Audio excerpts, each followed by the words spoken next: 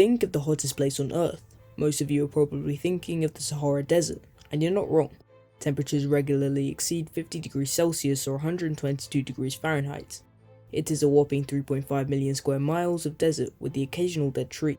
But if you travel back in time long enough, you will see that the Sahara Desert was far from the barren landscape it is today. Back then, it was a giant green jungle, filled with some of the most terrifying creatures to ever exist, and has been dubbed the most dangerous place in Earth's history.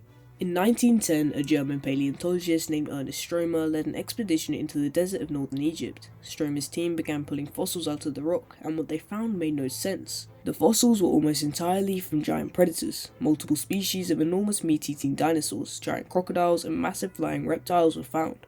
Layer after layer of carnivore. In every ecosystem on Earth today, the rule is the same. Herbivores make up the vast majority of animal life, and the predators sit on top as a small fraction. The predators are always in the minority. In the Kemkem, the region where the excavation took place, predators made up an estimated 70% of the population. The first animal they found, and the biggest, is the Spinosaurus aegyptiacus. At up to 15 meters long, that's approximately 50 feet, the Spinosaurus is the longest theropod dinosaur ever discovered, longer than T-Rex. But the Spinosaurus looked nothing like a T-Rex. Its skull was long and narrow, shaped almost exactly like a modern crocodile's, lined with straight conical teeth built for gripping slippery prey. Its legs were short and dense, its entire body was split low and horizontal, and running up along its back were elongated vertebrae forming a spine or hump up to 1.6 meters tall. And for most of the 20th century, scientists assumed the Spinosaurus was a land predator, a massive terrestrial hunter like every other giant theropod. But they happened to be wrong.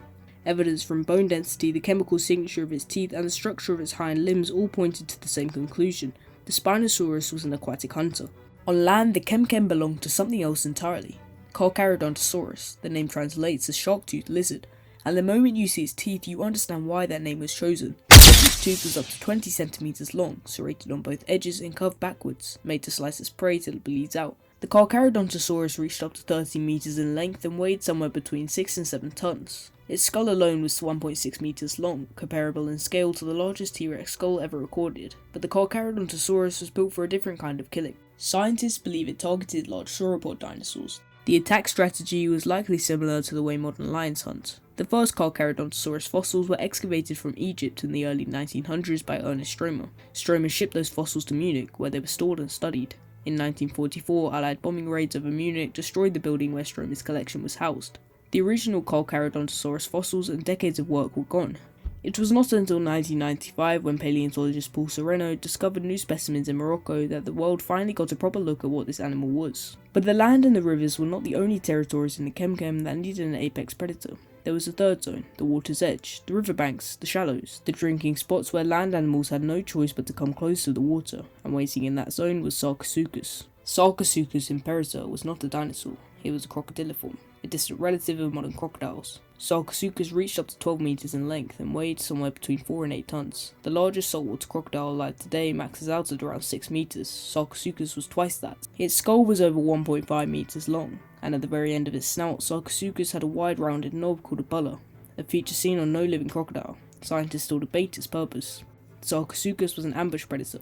It sat just beneath the surface, waiting for the perfect moment. When a land animal came to drink, it launched. Fossil evidence suggests it was capable of hauling itself onto the bank and attacking juvenile sauropods. Its bite force has been estimated at around 18,000 psi. For comparison, T-Rex is one of the most powerful bites in Earth's history, produced roughly 12,800 psi. 3 apex predators, 3 separate territories, and 1 river delta. The theory of niche partitioning says that is how they all survived, each one staying in its lane. The Spinosaurus in the deep river, the Carcharodontosaurus on the open land, and the Sarcosuchus at the water's edge. And they were not alone. There was also the Deltadromeus, a large, lightly built theropod whose classification is still debated, but which added yet another apex predator to the already overcrowded table. There were giant pterosaurs above, soaring across the delta. There were also multiple species of giant fish filling the rivers. Every single thing in the Kemkem was enormous, and most of it was trying to kill something.